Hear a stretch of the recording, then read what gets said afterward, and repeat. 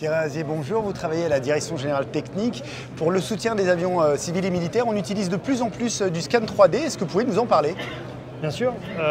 Donc dans ce cas-là, on est dans le scénario d'une inspection de réservoir. Et cette inspection de réservoir, elle est assez complexe parce que les zones d'accès sont assez restreintes. Les moyens qui étaient mis en œuvre jusqu'à présent, c'était des moyens analogiques type sonde à ultrasons. Donc c'est un petit appareil de la taille d'un stylo qui permet de relever une épaisseur en un point donné.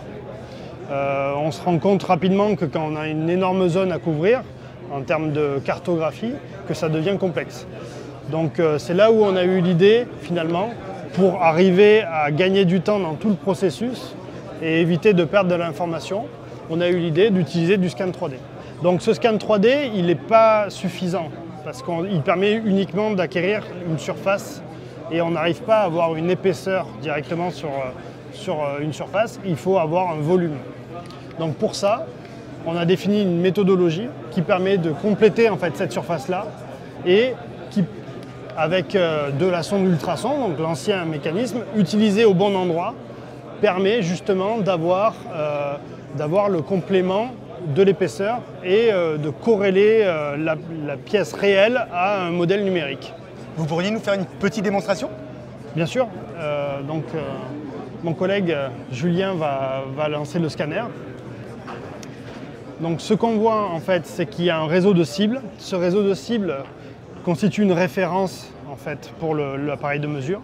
Et une fois que cette référence est constituée, l'appareil va trianguler le signal au principe un petit peu du GPS pour restituer une position dans l'espace et donc un nuage de points. Donc vous contrôlez sur cet écran exactement toute la surface que vous êtes en train d'analyser. Exactement, voilà. On a un retour visuel direct de l'analyse.